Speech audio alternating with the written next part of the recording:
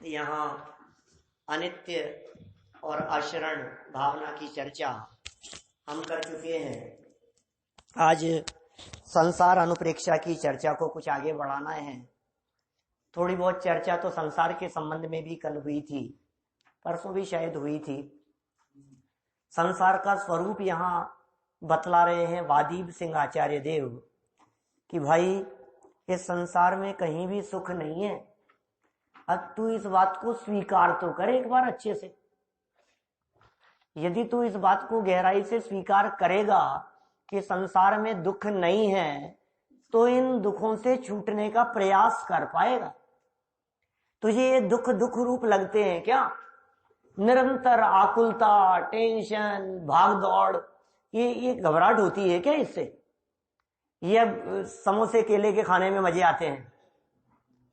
माने ये जो तेरे को सुख दिखाई दे रहा है, सच में इसमें सुख नहीं है। ये संसार का स्वरूप अत्यंत क्षणिक भी था, क्षणभंगुर भी था, बचाने से नहीं बचने वाला भी था, और हमारे अनंत प्रयत्न करने के बावजूद भी इनमें से सुख निकलने वाला नहीं था। ये बात यहाँ कह रहे हैं, तुम कितना भी प्रयत्न कर लो, इनमें सुख नहीं है, माने नहीं है। बहुत सुंदर लाइनें युगल जी साहब की लाइनें हैं, पूजन की लाइनें अपन ने बोली नहीं, आचरण की भी नहीं बोली थी। झूठे जग के सपने सारे, झूठी मन की सब आशाएं, तन जीवन यौवन अस्थिर है, क्षण भंगुर पल में मुरझावे। ये तो अनित्य की हुई चर्चा। फिर आगे आचरण। सम्राट महाबल सेनानी, उस क्षण को टाल सकेगा क्या? अशरण मृत काया में हर्षित, निज जीवन डाल सकेगा क्या? बड़े बड़े सम्राट हो, बलशाली हो, योद्धा हो, क्या उस क्षण को टालने में समर्थ हो सकते? उस क्षण को टाल सकेगा क्या? अशरण पड़ी हो मृत काया, क्या वे उसमें अपना जीवन डाल सकते हैं? क्या वे ऐसा कर सकते हैं कि अपना जीवन मृत शरीर में डाल देवे और वो जिंदा हो जाए? हो सकता है ऐसा? अशरण मृत काया में खुशी खुशी निज जीवन डाल सकेगा क्या? फिर देखो आप, अब चालू होती है संसार अनुप्रेक्षा, संसार भावना। संसार महादुख सागर के, प्रभु दुखमय सुख आभासों में, मुझको न मिला सुख क्षण भर भी, कंचन कामिनी प्रासादों में। क्या कहा? संसार महादुख सागर के। संसार कैसा है साहब? दुख सागर नहीं, महादुख सागर। ये कहता है मेरे माथे पर दुखों का पहाड़ टूट पड़ा। क्या? टूटी शंपा मेरे शीश, बिजलियां टूट पड़ी माथे पर, पहाड़ टूट पड़ा। कितनी बड़ी आफत आ गई आपके माथे पे, कितना बड़ा संकट आ गया आपके माथे पे। ये संसार महान दुख रूप है। ज्ञानी महसूस करते हैं प्रति क्षण आकुलता, बेचैनी, तकलीफ, टेंशन, घबराहट, कभी कुछ हो गया, कभी कुछ हो गया, लड़ाई झगड़े, विवाद, मन मुटाव, एक दूसरे को कुछ कह देना, ये रोज के झमेले हैं, रोजाना के। ये कहानी घर घर की है जैन साहब, अकेले आपकी बात नहीं है। सबके घर की ऐसी कहानी है। लोग बोलचाल में ऐसा कहते हैं, बर्तन सबके घर में बजते हैं। किसी की आवाज दूर तक जाती है और किसी की वहीं सिमट कर रह जाती है। दुखी सब है। बच्चों से परेशान है, चाहे माँ बाप से परेशान है भाइयों से परेशान है कि नौकरों से परेशान है, काम करने वाले सर्वेंट से परेशान है। ये दुख कम नहीं है, बहुत है दुख, और हर पल महसूस कर रहे हैं।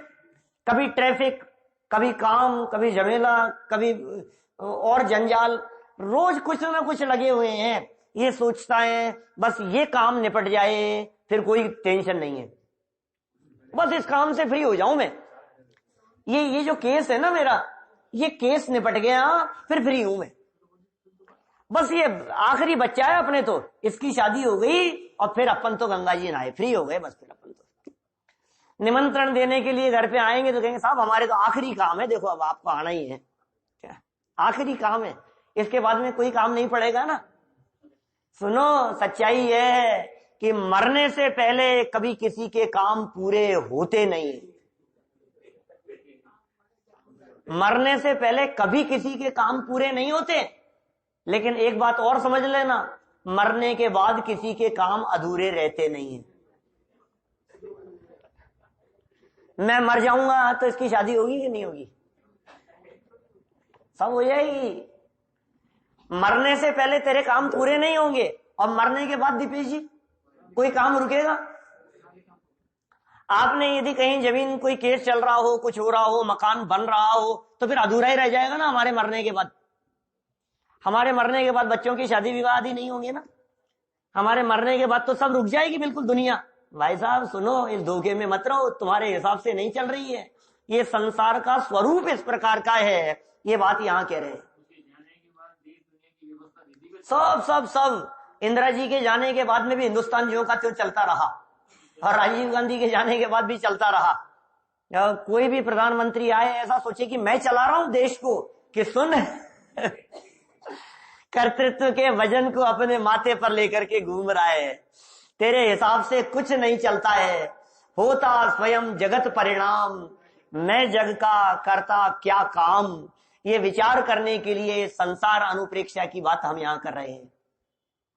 संसार महादुख सागर के, और गजब की लाइनें लिखी है, प्रभु दुखमय सुख आभासों में। दुख तो था और सुख का आभास था। दुखमय, दुख से भरा हुआ, और सुख का आभास, भ्रम हो गया, इसमें तो सुख है, मजा आ रहा है। नहीं नहीं, सुख तो लग ही रहा है। आप कुछ भी कहो साहब, सुख तो लगता ही है। हुआ होगा, निश्चित रूप से हुआ होगा। ये पंक्तियां ऐसे ही नहीं निकलती है। ये फील करता है ना व्यक्ति ऐसा कि वास्तव में मैं जिसमें सुख समझ रहा था, इसमें सुख नहीं है, ये दुखमय है और सुख का आभास मात्र है। दुखमय सुख आभास। टीवी देखने में, पिक्चर देखने में, घूमने फिरने में, पतंग उड़ाने में, उड़ाने योग्य नहीं, खेलने में, मोबाइल चलाने में, दौड़ने में, साइकिल चलाने में, स्कूटर चलाने में, बाइक चलाने में, गाड़ियां खरीदने में, मकान खरीदे बेचे, प्रॉपर्टी, बिजनेस, सुख लग रहा है हमारे को। और कितने सारी बातें कह दी इन्होंने कागजों के टुकड़ों में। सही बात है, कागज के टुकड़ों के अलावा और दूसरा कुछ नहीं है। और ये खुद ही खुद मन ही मन में सोचता रहता है। दो व्यक्तियों ने किसी होटल में, किसी रेस्टोरेंट में, किसी टेबल पर आमने सामने बैठकर चंद कागज के टुकड़ों पर साइन किए इधर से उधर, और कहता है अब ये जमीन मेरी हो गई अब ये प्रॉपर्टी मेरी हो गई। खरीदने वाला कह रहा है मैंने खरीद ली, बेचने वाला कह रहा है मैंने बेच ली। जमीन से जाकर के पूछो तो जमीन कहती है मूर्ख लोग ये कह रहा है मैंने बेच दी और मैंने खरीद ली। कोई किसी की नहीं होती है, कोई किसी की नहीं होती है। क्या इसको हमने अपने में मिला लिया, अब हमने हमारा मकान बढ़ा लिया। कौन बढ़ाए कौन घटाए? ये जमीन, प्रॉपर्टी, संपत्ति, ये जहां की तहां, एक इंच मात्र भी इधर से उधर खिसकती नहीं है। और ये कहता है मैंने कर लिया, अपना अपना करते हुए मर जाता है, जीवन पूरा हो जाता है। मेरा है, मेरा है, मेरा है, अपना है, अपना है। ये मरे जा रहा है उसके पीछे, एक एक वस्तु के पीछे।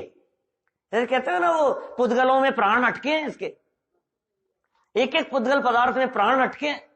मोबाइल टूट जाए तो ऐसा लगता है जैसे प्राण निकल गए हो अंदर से। नई गाड़ी खरीद करके लाया और स्क्रैच हो गया तो ऐसा लगता है जैसे अपने ऊपर, शरीर पे भी नहीं, आत्मा पे चला है हल ऐसा फील होता है। ये दुखमय है, सुख के आभास मात्र हैं, सच्चा सुख इनमें रंच मात्र भी नहीं है। एक लाइन पढ़ी है अभी तो अपन ने संसार अनुपेक्षा की, दूसरी लाइन सुनो, बहुत गजब की बात कह दी। सारे दुनिया के सुख रूप परिस्थितियों को समेट करके धर दिया दूसरी लाइन में। पहली क्या बोली? संसार महादुख सागर के, इसमें नहीं है, किताब में नहीं है, पूजन की लाइन बोल रहा हूं।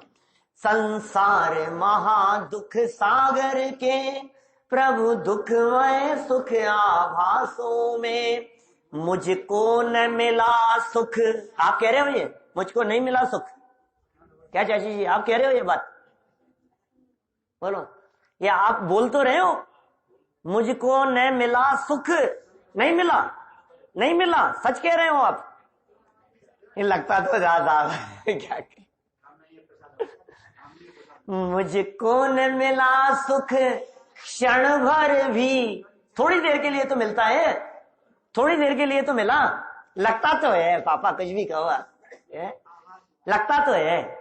मुझको न मिला सुख क्षण भर भी, कंचन कामिनी और प्रासादों में। तीन बातें कह दी और तीन में सारी दुनिया को समेट, तीन में तीन लोग को समेट लिया, तीनों लोग समेट लिए गए इसमें। कंचन में नहीं, गोल्ड में नहीं, धन दौलत सारे सब शामिल हो गए कंचन में। मिला इसके अंदर सुख आपको? कंचन में, गोल्ड में कितना सुख है बतलाओ?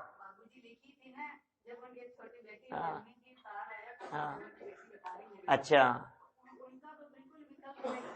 बोलो आप।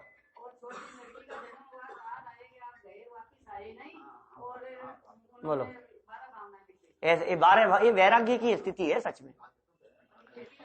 मुझको न मिला सुख क्षण भर भी, कंचन कामिनी स्त्री, स्त्रियों में, भोगों में, और प्रासादों में।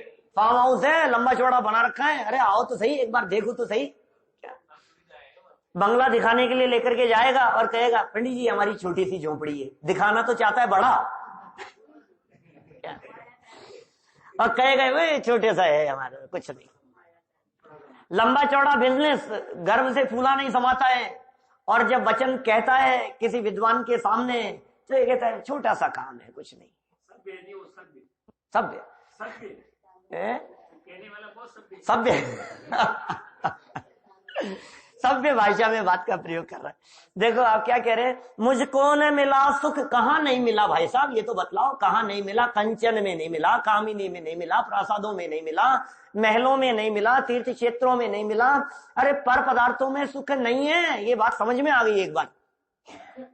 जब तक ये बात समझ में नहीं आएगी तब तक आपको यही दिखता रहेगा, यहां सुख है इसलिए वहां चले जाओ, वहां सुख है तो वहां चले जाओ, इस क्षेत्र में सुख है तो चलो वहां चले जाओ, इस देश में सुख है तो वहां चले जाओ, इस कॉलोनी में मकान हो तो मजा आ जाएगा तो वहां शिफ्ट होने की सोचता है, वहां बंगला खरीदने की सोचता है। कहां कहां सोच रहा है भाई साहब, प्लान करता रहता है। यहां तो परेशान हो गए, वहां जाएंगे तो सुखी हो जाएंगे।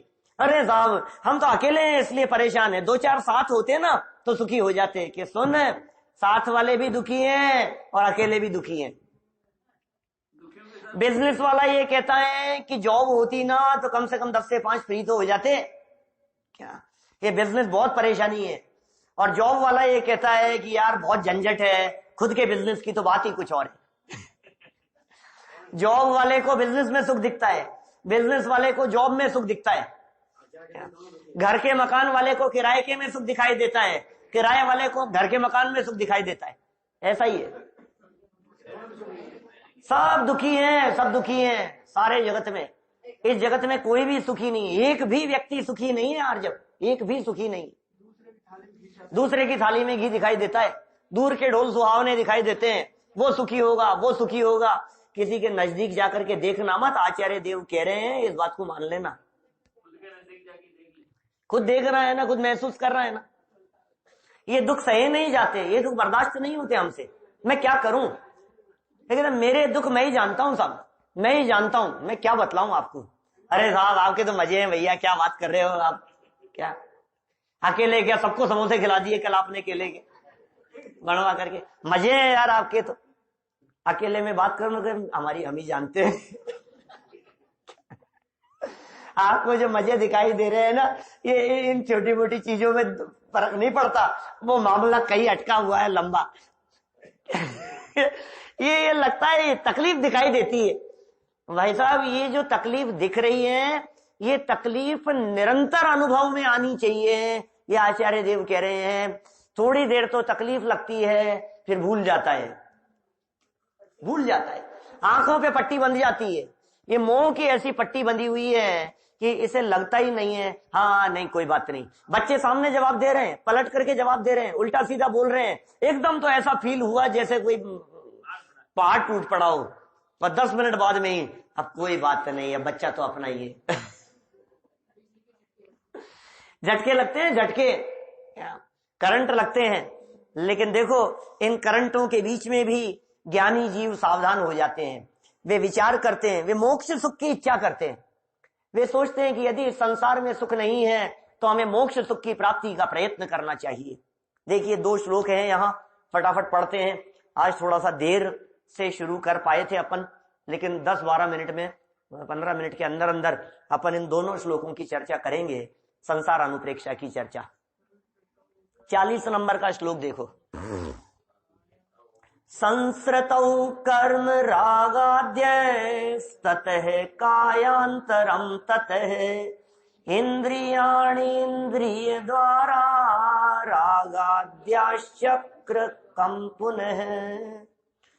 संसार में रागादि भावों से कर्म बंधते हैं, तुम्हारे राग भाव से कर्म बंध रहे हैं, फिर उसी कर्म से नवीन शरीर उत्पन्न होता है। ये जगत का स्वरूप बतला रहे हैं।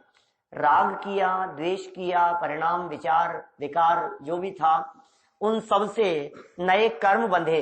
ये राग द्वेष कौन से कर्म थे बेटा?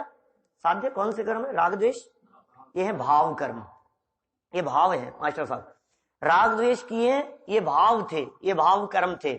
और इनसे क्या हुआ कि जो कर्म बंधे ना, जो बंधे हुए हैं वे कौन से?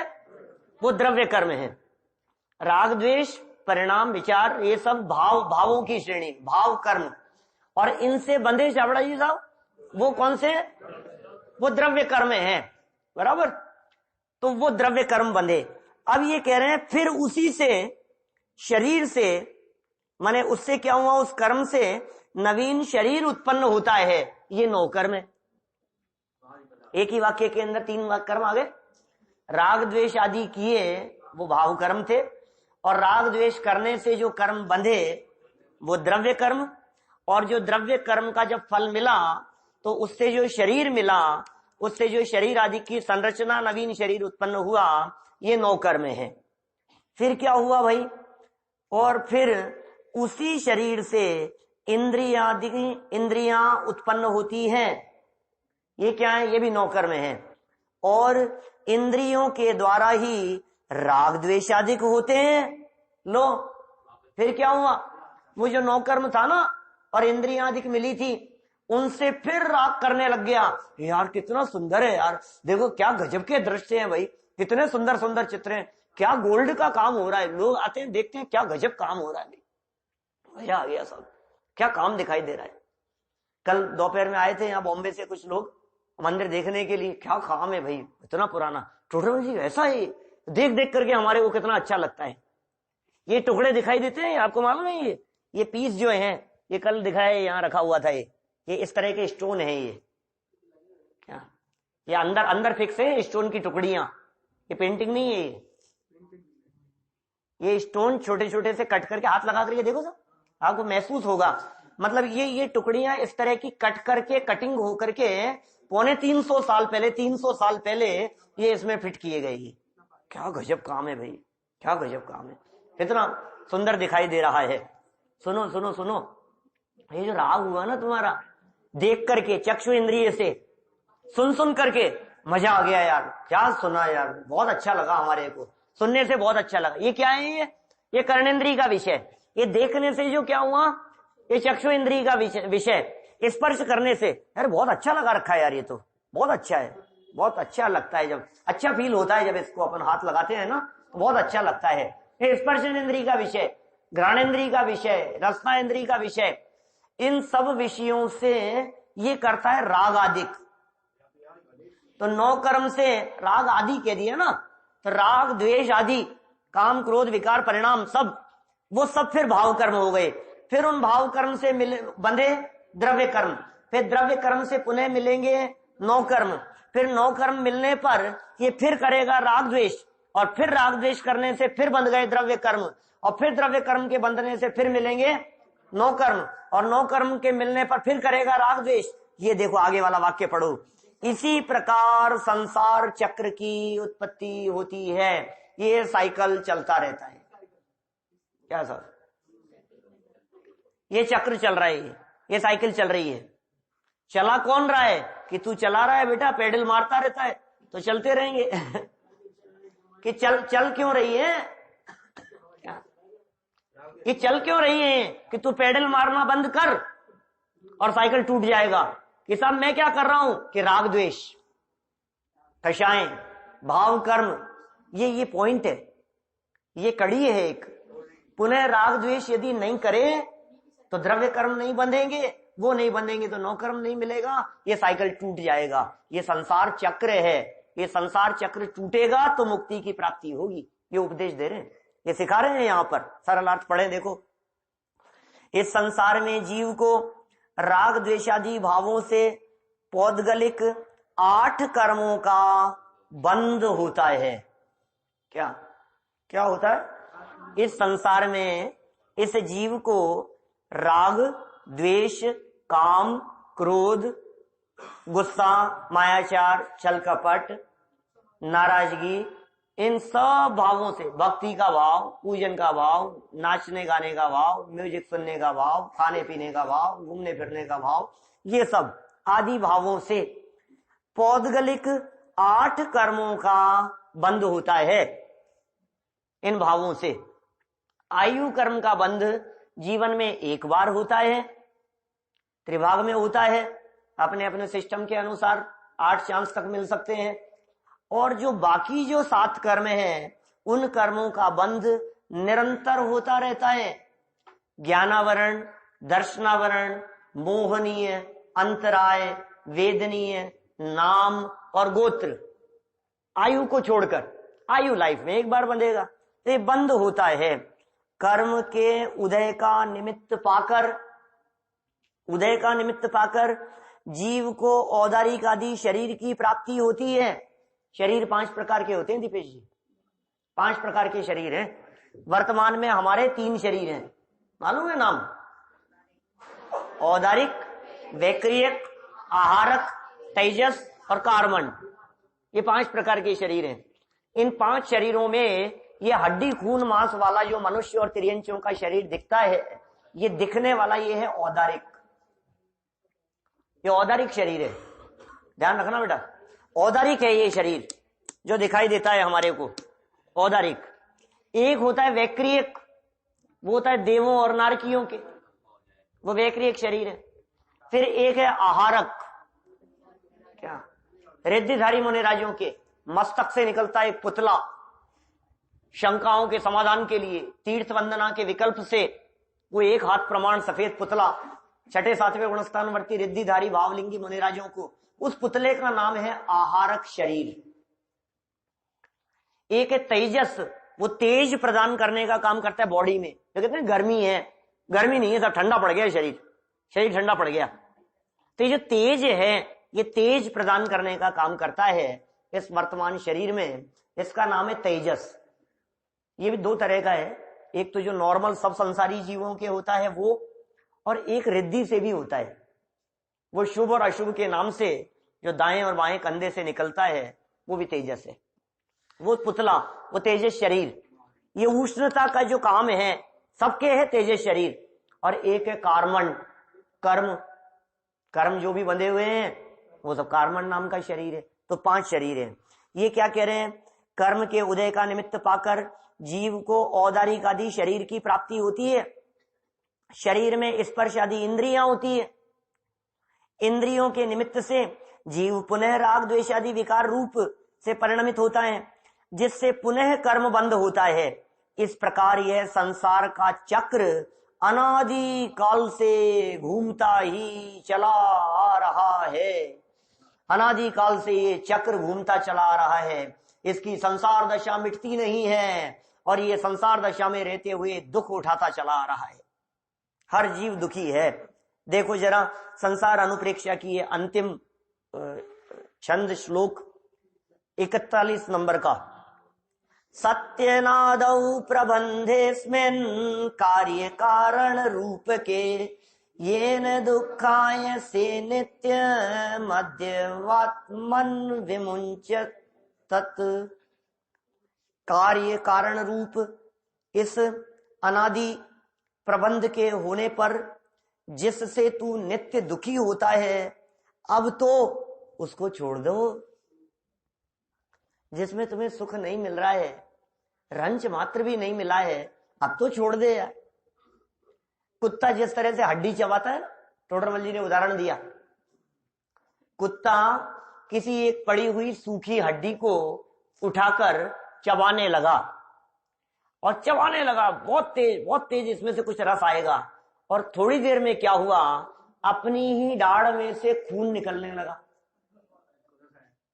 तो खून निकलने लगा तो रस आया ब्लड का। अब रस आने पर ये सोचता है हड्डी में से स्वाद आ रहा है,